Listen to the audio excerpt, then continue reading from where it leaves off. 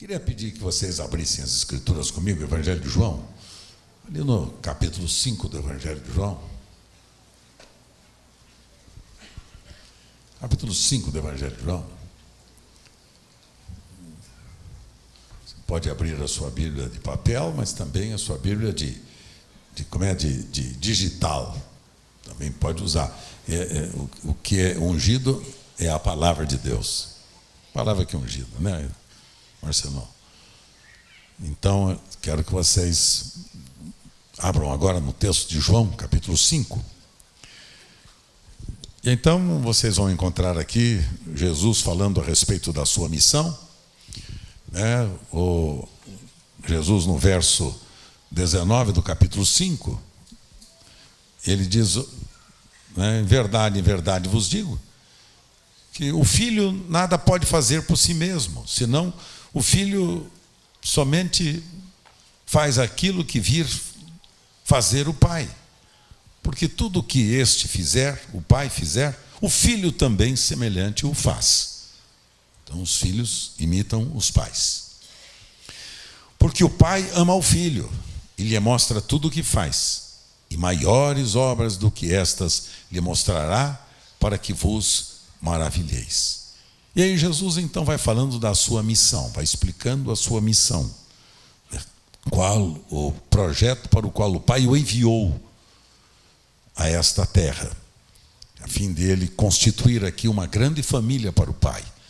Uma família com muitos filhos, semelhantes ao seu filho primogênito chamado Jesus. Então, o grande desafio da vida cristã é nós cada dia nos tornarmos mais parecidos com quem? Com Jesus. Com Jesus, que Jesus tornou-se a nossa vida, e agora essa nossa vida vai sendo aperfeiçoada em nós, pelo Espírito Santo que nos é dado. Então nós vamos nos tornando cada vez mais semelhantes a Jesus, no seu amor, na sua santidade, na sua bondade, na sua misericórdia, na sua expressão de vida, de serviço, de doação, de entrega, de renúncia. Então, aí nós vamos tornando-nos cada vez mais parecidos com Jesus. Quando chamaram em Antioquia da Síria aqueles primeiros discípulos, chamaram de cristãos,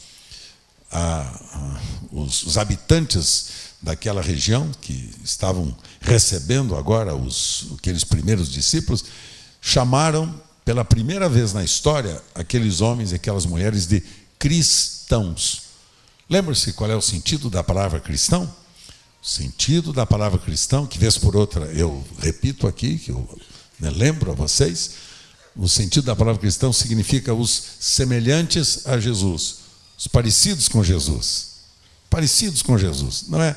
Porque hoje em dia, quando se fala em que alguém é cristão, logo pensa que ele é católico, ou ele é protestante, ou ele é evangélico, ou ele é pentecostal, ele é carismático, ele é tradicional, seja o que for, então, porque frequenta algum grupo religioso que crê em Cristo. Não tem nada a ver uma coisa com outra. Tem nada a ver uma coisa com outra. Cristão é a nossa relação de semelhança com aquele que tornou-se a nossa vida, aquele que veio viver a vida dele em nós. Então, o cristianismo é mais do que ser religioso, é mais do que frequentar culto, do que frequentar missa, do que frequentar reuniões, sejam quais forem, muito mais do que isto. Ser cristão é ter tido uma experiência real de transformação, é ter nascido de novo, sendo transformado em uma nova criatura, ganho uma nova mente e um novo coração, passado por uma metanoia. Metanoia é a experiência de transformação da mente e do coração, de ter provado uma metamorfose, é a mesma raiz da palavra metanoia, é a transformação da nossa mente e da nossa vida plena, a metamorfose completa, uma mudança radical e real de natureza. Nós perdemos a natureza de filhos do diabo e ganhamos a natureza de filhos de Deus. Veja, muda a natureza. Estão notando a diferença? Muda a natureza. É como a natureza herbívora e carnívora.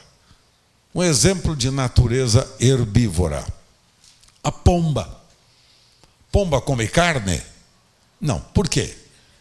Porque a natureza da pomba é natureza herbívora. Ela só come ervas, sementes, folhas, entendeu? É assim, dê carne para uma pomba e ela vai desprezar a carne. Dê carne para um urubu e ele, vai fazer um banquete, se deliciar. Por quê? Porque o urubu tem natureza carnívora. Estão notando a diferença? Dando a diferença? Carnívora. Então, assim é conosco. Tínhamos a natureza do nosso pai, o diabo, disse Jesus no Evangelho de João, capítulo 8, verso 44. Tínhamos a natureza do nosso pai. Então tínhamos a natureza que gostava mesmo de carne, de preferência podre. Preferência podre. Porque gostávamos do pecado, amávamos o pecado. Lembra como a gente amava o pecado? Amávamos o pecado. Amávamos a mentira, gostava de mentir, só por mentir. Gostávamos de ser safado, só para ser safado. Gostávamos de maledicência. Gostávamos de falar mal um do outro, de destacar os defeitos uns nos outros, de olhar as falhas dos outros, de apontar o dedo para os outros. Lembra disso? Éramos assim. Mentirosos, éramos adúlteros. A gente não podia ver nenhuma pessoa do sexo oposto que a gente já ficava atraído, lembra? Atraído e pensando como conquistar. Lembra-se disso? Lembra-se disso? Sim, éramos nós, filhos do diabo, que fazíamos a vontade do nosso pai, que era o diabo, como disse Jesus. Éramos bem assim. Gostávamos de carne podre, como o urubu. Tínhamos prazer na carne podre. Bom, quando Cristo vem e é levantado no Calvário, o que é que acontece? O que acontece? Ele é crucificado. E na sua crucificação e na sua morte, ele toma a nossa podridão, a nossa miséria, nosso pecado. Ele carrega sobre si o nosso pecado. Isaías, capítulo de número 53. O texto de Isaías 53 é um texto profético que fala 750 anos antes da crucificação de Jesus, a respeito daquilo que ele estaria fazendo lá na cruz. Lá na cruz, Jesus toma sobre si todas as nossas dores, todas as nossas enfermidades, e o castigo que era nosso e que hoje nos traz a paz, estava sobre ele. E pelas suas feridas nós somos sarados. Ele toma a nossa maldição, toma a natureza má e perversa que nós tínhamos, lembra-se? Toma a nossa natureza má e perversa. E o que ele faz? Ele crucifica juntamente com ele. Por isso que nós fomos, naquele momento que Jesus é levantado no Calvário, crucificados juntamente com ele. Morremos juntamente com ele. Porque a única maneira de nós ficarmos livres desta natureza pecaminosa e má, sabe qual era? Nós morrermos. Morremos. E aí ele teve um plano. Eu vou crucificá-los juntamente comigo. Eles morrerão juntamente comigo. Eu levo no meu corpo as maldições deles, as enfermidades deles, as misérias deles, eu levo no meu corpo, e eles ficam livres de toda a maldição. Perdem a sua natureza má. E no poder da ressurreição eu vou dar para eles uma nova natureza. Uma natureza divina. Vou dar para eles a minha natureza. Eu vou ressuscitar. Para que eles ressuscitem juntamente comigo. Então, na morte com Cristo, morri eu e você. Sabia disso? Meus pêsames. Meus pêsames.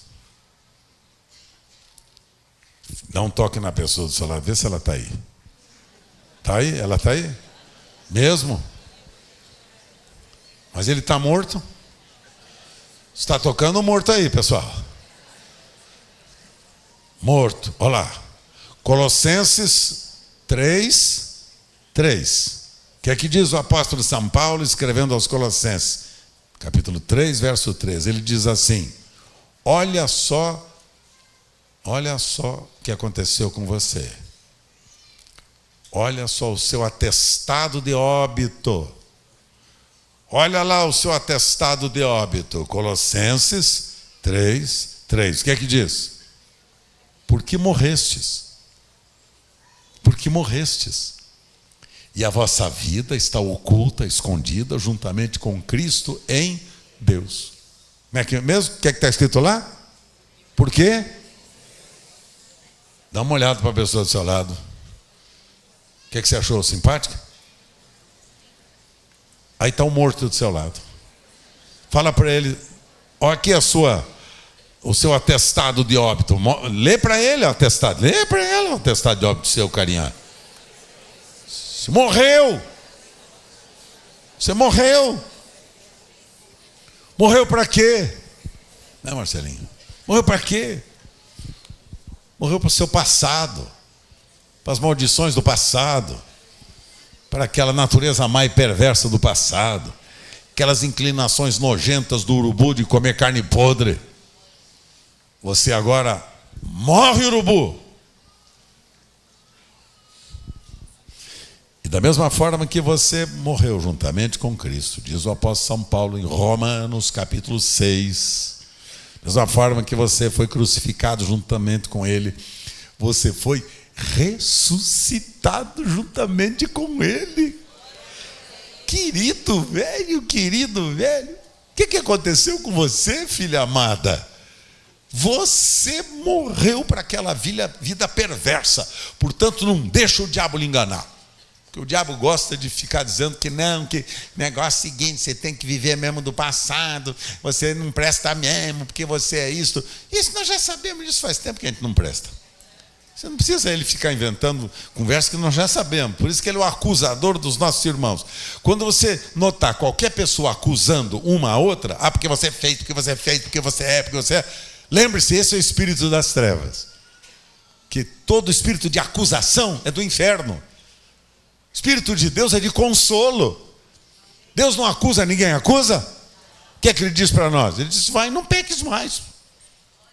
Ponto. Perdoados estão os teus pecados. Se forem brancos, se forem vermelhos como escarlata, se tornarão brancos como a branca lã. Então vai, não peques mais, acabou. Sua vida começa nova, diz o Senhor. Ponto final. Aquele negócio de ficar remoendo, isso é coisa do inferno.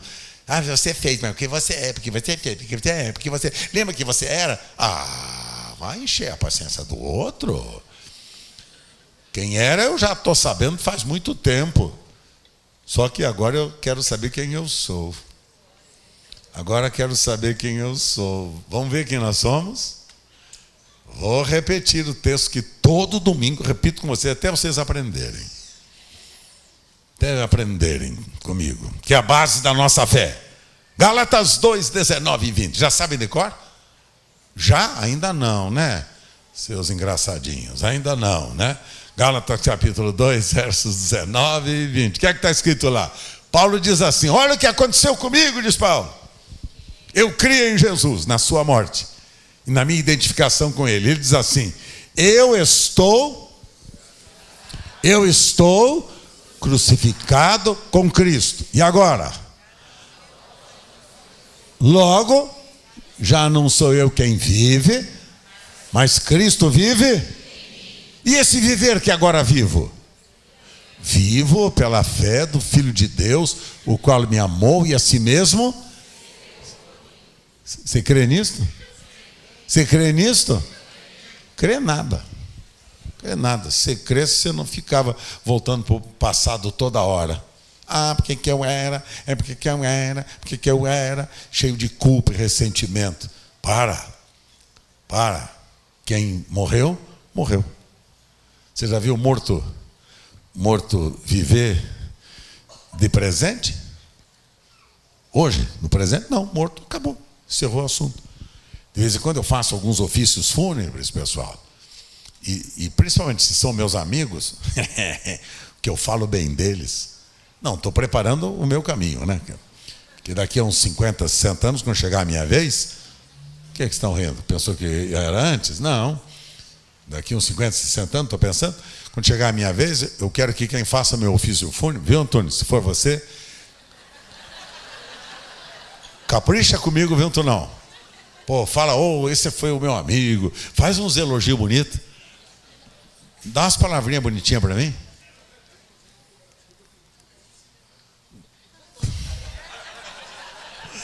Antônio está dizendo que ele vai, que eu não negue a ele a oportunidade dele fazer a tentativa de me ressuscitar.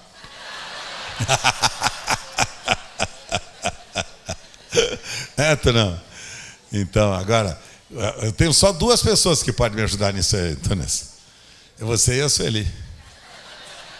Fala para a Sueli, escuta, fala do rapaz, fala bem dele. Fala, esse meu querido aqui, dá uma olhadinha nele. Ele era tão bonzinho, ele não reclamava quando eu ia no shopping. Né, Santa? Coisinha linda ela, não, pessoal? Não, fala bem de mim, Sueli. Fala bem de mim, capricha. Entendeu como é que é? Mas eu falo bem do cara, entendeu, Marcelinho? Chego lá e falo que maravilha, era meu amigo, e coisa, eu vou sentir falta dele, deixou e coisa e tal. Vou te dizer uma coisa, o que tem de defunto mal criado? Porque nenhum agradeceu. Não sei se aconteceu isso com vocês ou não, mas nenhum agradeceu nunca os elogios que eu faço. E olha que eu sou bem exagerado nos meus elogios, viu? Foi exagero, tá? Até agora ninguém me agradeceu. Por quê? Porque quem está morto, está morto. Colossenses 3:3. Porque morrestes, e a vossa vida agora está oculta, escondida juntamente com Cristo em Deus. Estão lembrados? Morreu. Encerrou o assunto. E agora? Diz Paulo, eu morri, estou crucificado com Cristo. Mas uma coisa aconteceu comigo. Ressuscitei. Agora vivo? Não eu. Agora é Cristo que vive em mim. E a vida que eu agora vivo na carne, vivo na fé do Filho de Deus, o qual me amou e a si mesmo se entregou por mim. Agora eu ressuscitei, mas ressuscitei com uma nova vida, com uma nova natureza. O urubu morreu. O carnívoro, faminto por carne podre, morreu, foi enterrado, não existe mais. Agora nasceu a pomba, o herbívoro. Eu agora fui transformado em uma nova criatura. Por isso que o apóstolo São Paulo ensina, Coríntios 5:17, se alguém está em Cristo, nova criatura, nova criatura, nova criatura, é ou será? É agora. As coisas velhas, eis que tudo se fez novo. Filhos, esta é a base da nossa fé. Por que, pastor, que o senhor sempre está repetindo estas mesmas verdades? Porque são as mesmas verdades que são para vocês a razão da firmeza da fé de vocês. Porque pelo fato da igreja não ensinar estas verdades, o povo está assim como vocês estão vendo. Um cristianismo sem Cristo, cristianismo sem Jesus, cristianismo sem Deus. Deus está ausente. Um cristianismo em que as pessoas procuram os benefícios da fé e não os compromissos da fé. Ganhamos a vida de Cristo. Por isso que a vida cristã se torna fácil. Que para muita gente a vida cristã é uma carga. O fulano não sabe, não consegue viver a vida, né, carregando aquele fardo de amargura, de ressentimento, de falta de amor, de perdão, aquele fardo de pecado, de vícios, de tentações que não consegue superar, de crises que não consegue vencer, dificuldade. Então fica um cristianismo assim como esse que vocês conhecem por aí, o cristianismo dos mendigos, em que as pessoas vão para as reuniões da fé, vão para ver o que é que Deus vai dar para elas, o que é que Deus vai fazer por elas, qual é o benefício que elas vão ter. Então vão para pedir cura, vão para pedir dinheiro, vão para pedir prosperidade, vão para pedir emprego novo, vão para pedir saúde, vão para pedir benefício na promoção, lá no emprego.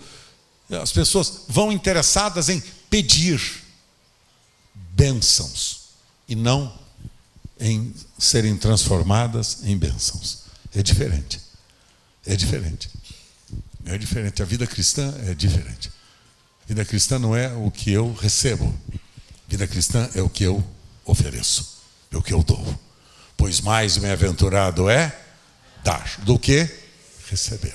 Agora, quero concluir esse pensamento com vocês, deixando esse desafio hoje pela manhã, nos temas que eu estou falando sobre as características do cristão cheio do Espírito Santo, que eu estou falando com vocês sobre o grande milagre do Pentecostes, lá de Atos dos Apóstolos, no capítulo 2, quando a igreja em Jerusalém experimentou o grande milagroso evento do derramar do Espírito Santo. O grande milagre da igreja em Jerusalém, que aqueles 120 que estavam reunidos experimentaram, foi o milagre deles serem cheios do Espírito Santo e começarem a falar agora em outras línguas, conforme o Espírito Santo lhes concedia que falassem. Que línguas eram estas?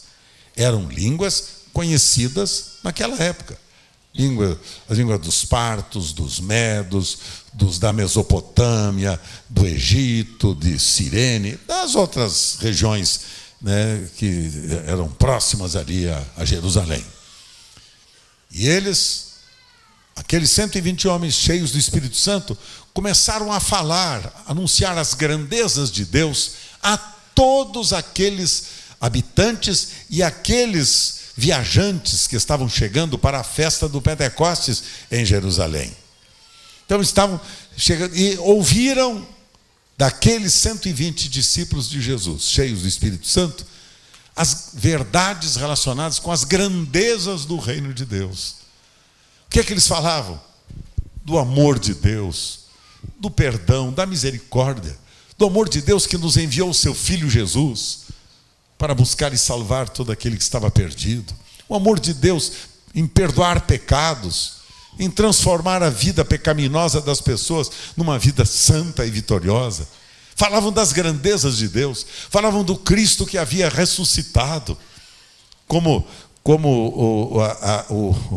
o penhor da nossa herança eterna, segurança da nossa fé. Jesus ressuscitou, ele não está morto, diziam eles. Veja o sermão de Pedro, a partir do capítulo 3 de Atos. Jesus não está morto, ele vive. Ele está, é a prova, do cumprimento de todas as promessas que Deus havia feito desde a eternidade.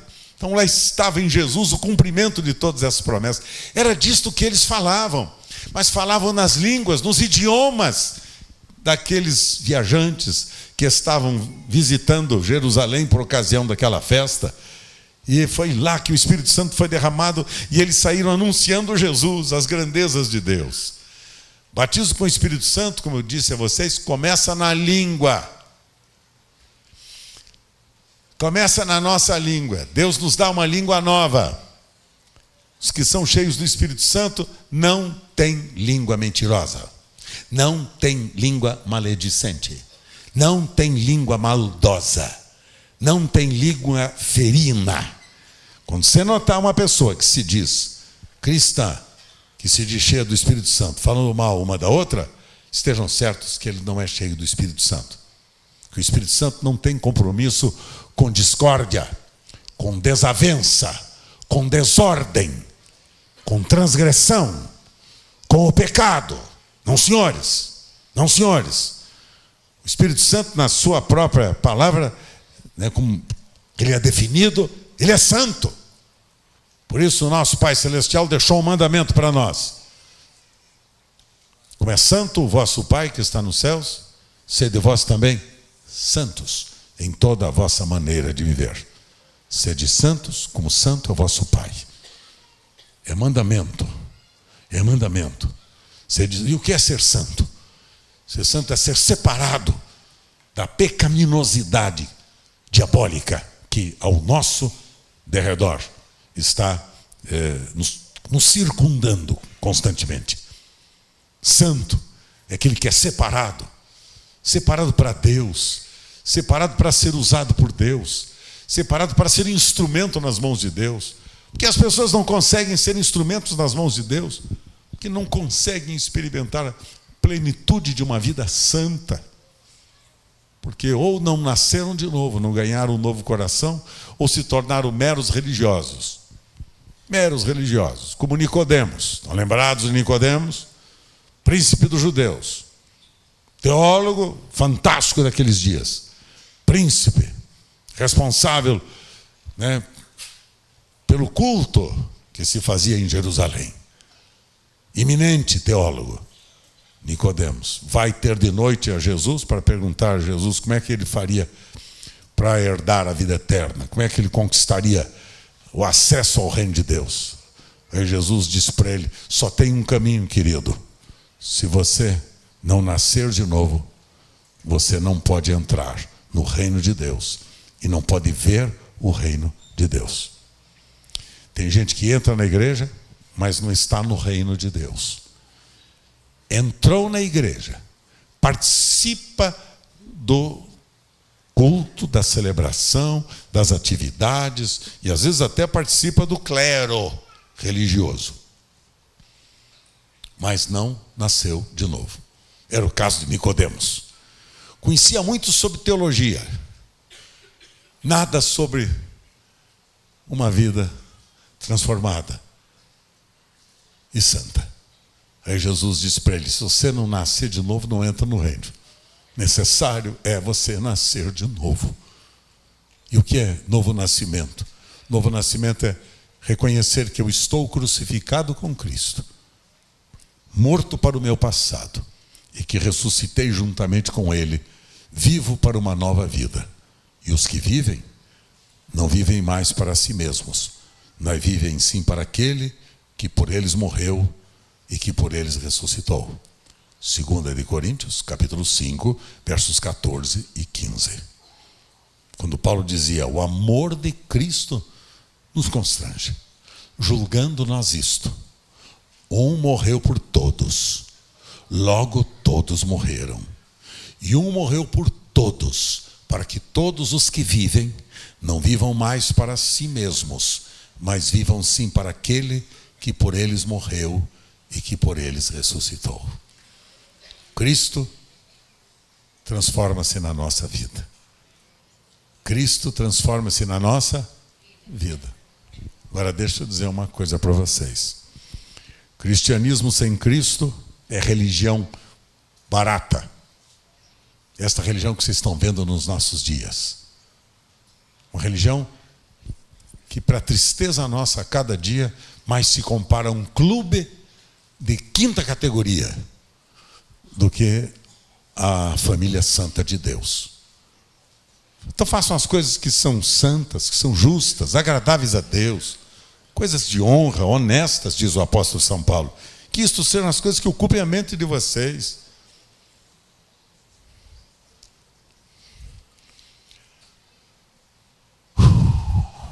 Vou embora para casa. Posso? Obrigado, já sabia. O cara fala pode, é sinal que o pastor chega por hoje, hein? Foi essa época que fala: não, pastor, fala mais. Estamos esperando. Acabou. Mas deixa eu terminar mesmo com vocês aqui. Olha só, capítulo 5 de João, que eu estava lendo para vocês, a missão, Jesus explica a missão dele. E no verso de número 34, Jesus está falando a partir daí sobre João Batista. João Batista foi o seu precursor, né? Então, o verso 34 diz assim: eu, porém, não aceito o humano testemunho humano eu não aceito. Digo-vos, entretanto, estas coisas para que vocês sejam salvos. Sejais salvos. Porque o testemunho, ele estava invocando o testemunho de Deus sobre sua vida, seu ministério e sobre a sua missão, né? E aí no verso 35, que me chama a atenção, é o seguinte: falando sobre João Batista, ele diz assim: olha, ele, João Batista, era a lâmpada que ardia e alumiava, e vós quisestes por algum tempo alegrar-vos com a sua luz. Mas eu tenho maior testemunho do que o de João, porque as obras que o Pai me confiou para que eu as realizasse, estas que eu faço, testemunham a meu respeito de que o Pai me enviou. Então deixa eu só fazer o destaque do verso 35. Quem era João Batista? Está lá? Dá para a gente saber quem era João Batista? Qual era a definição da vida de João? Ele era lâmpada que ardia e alumiava. E vós quisestes por algum tempo alegrar-vos com a sua luz. E por algum tempo, João Batista alegrou os homens, aquela geração dos seus dias, com o seu ministério, com a sua luz que apontava para Jesus. Quando ele mesmo falava de si mesmo e de Jesus, dizendo que ele não era digno de desatar as sandálias dos pés de Jesus, dizendo: este é o Cordeiro de Deus que tira o pecado do mundo. Então, para quem João Batista apontava? Para Jesus. E quem era João Batista? Quem era João Batista? Ele era a luz que produzia o que mesmo? Que produzia o quê? Calor. Ardia, e era a luz que produzia claridade. Ele era a luz que produzia calor, aquecido, quente, definido. Calor. Luz que produzia calor. Luz que produzia iluminação, que iluminava. O mesmo que o Espírito Santo disse a respeito de João Batista, é o mesmo que o Espírito Santo deve dizer a nosso respeito.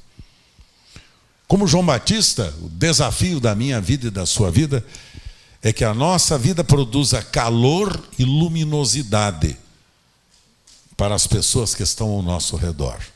Calor. Coração apaixonado por Jesus.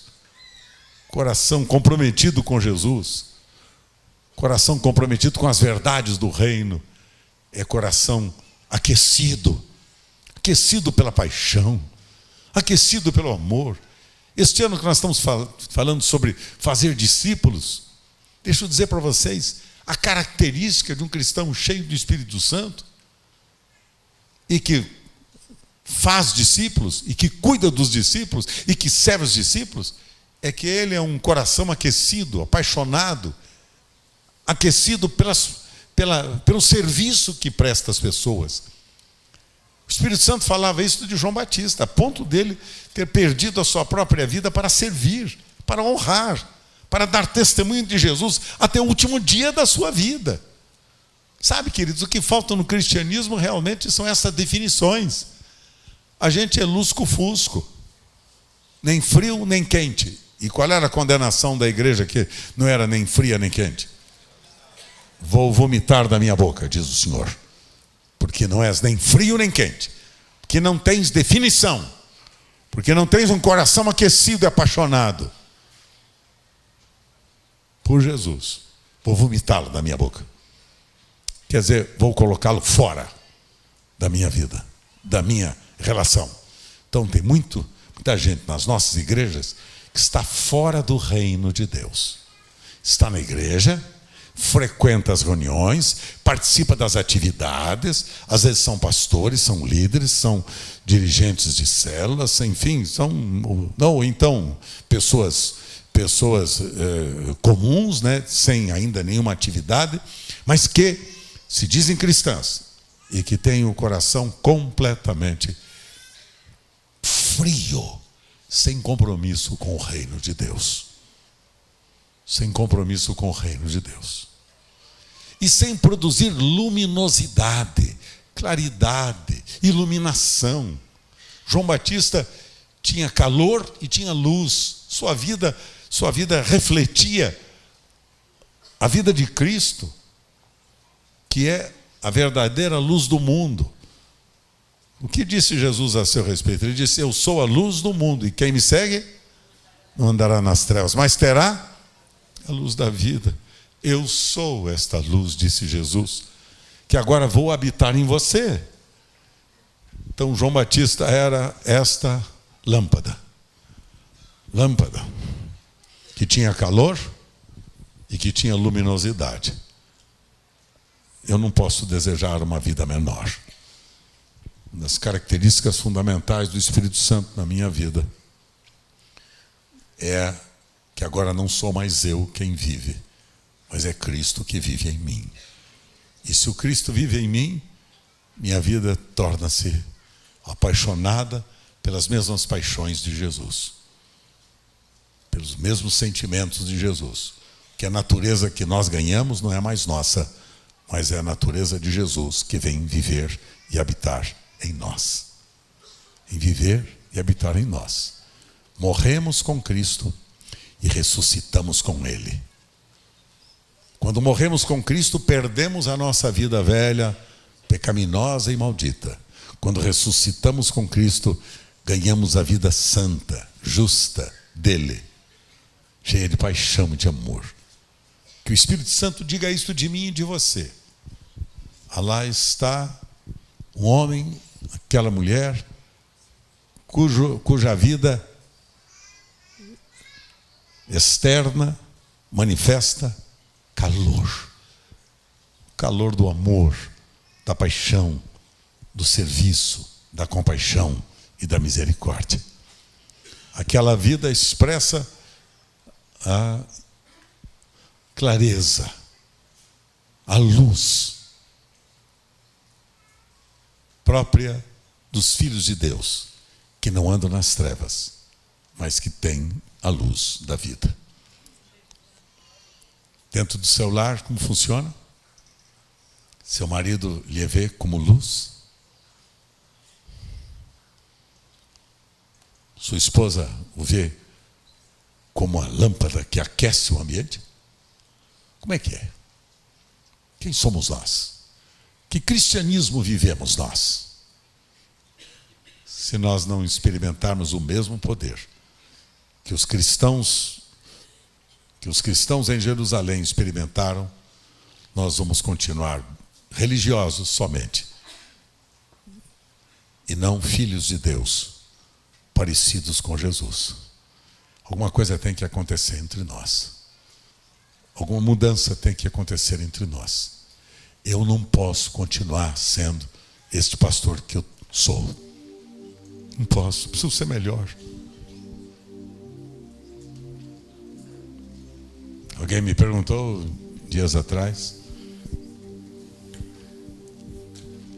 pastor, o senhor já está com quase 75 anos, o senhor vai se aposentar?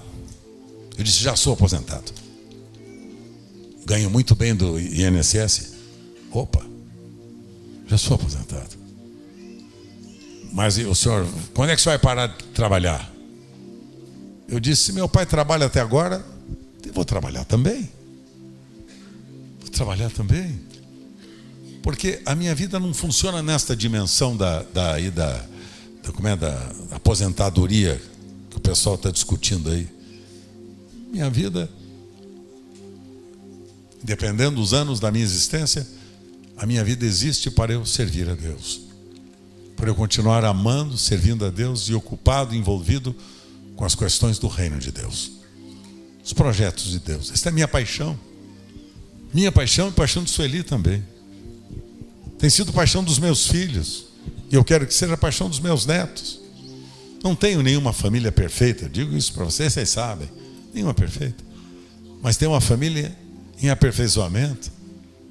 Que pelo menos para a minha família eu quero ser exemplo. Para eles. Como é que eu vou fazer até o último dia da minha vida. E é o que eu disse. Enquanto eu existir, eu vou continuar servindo a Deus. Envolvido no projeto de Deus. O senhor não se cansa? Claro, sou ser humano. Claro que me canso. Claro que me canso. Mas depois de uma boa noite de sono, hein, Marcelinho? Uma noite de sono, filho, eu estou pronto outra vez. E eu durmo bem, viu? Cara, em paz me deito e logo pego no sono. Porque o senhor me faz repousar seguro. Problema nenhum. O senhor não tem insônia? Não, insônia não tenho tido ultimamente não, viu? Já tive algumas insônias com algumas criaturas safadas que me deram muitos prejuízos. Mas a minha insônia foi bendita porque é a oportunidade de eu me levantar, orar e abençoar essas pessoas. Porque como Jesus eu já fui traído também. Como Jesus eu já fui abandonado também, sabiam disso?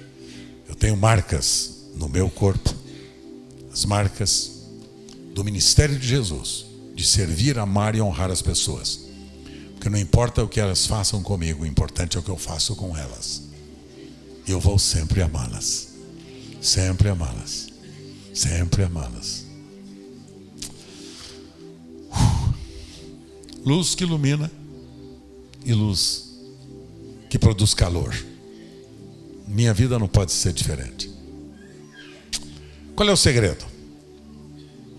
E foram cheios do Espírito Santo e começaram a falar em outras línguas conforme o Espírito Santo lhes concedia que falasse. E então, diz o Senhor, ficai em Jerusalém, até que do alto sejais revestidos de poder. Revestidos deste poder, que aquece o coração, que ilumina a alma e que nos torna capazes de servir e abençoar nossa geração, que precisa de luz e de calor. Quem nesta manhã se oferece para ser luz e calor. Esta semana pode ser uma semana fantástica na sua vida. Fantástica na sua vida. Dentro da sua casa, dentro da sua barbearia, dentro do seu salão de beleza, dentro da sua classe escolar, dentro do seu consultório, dentro do seu trabalho profissional, dentro da sala de aula, no metrô, no trem, onde você estiver. Luz e calor. Mas o que precisa?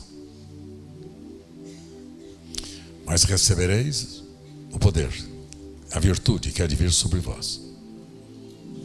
E sereis cheios do Espírito Santo. E ser-me-eis testemunhas, tanto em São Paulo, como no estado de São Paulo, em todos os estados da nação brasileira e até os confins da terra. Ser-me-eis testemunhas. Ser-me-eis testemunhas. Aquecidas, levando luz, produzindo vida. Em nome do Senhor Jesus. E aí? Bora lá? Vamos junto? Domingo que vem é ceia. Domingo que vem eu quero ter uma palavra especial com vocês. Vocês vão ter aqui algumas surpresas que eu estou preparando para vocês diante do Senhor, para abençoar vocês. Será uma manhã memorável. Eu estarei na ceia, sempre nos dois cultos eu devo estar, pela manhã e à noite. Que é o meu contato com vocês, que eu não quero perder por nada deste mundo, porque eu sinto falta de vocês. Sorriso amigo. Esse gesto tão amoroso de você. Fiquemos em pé.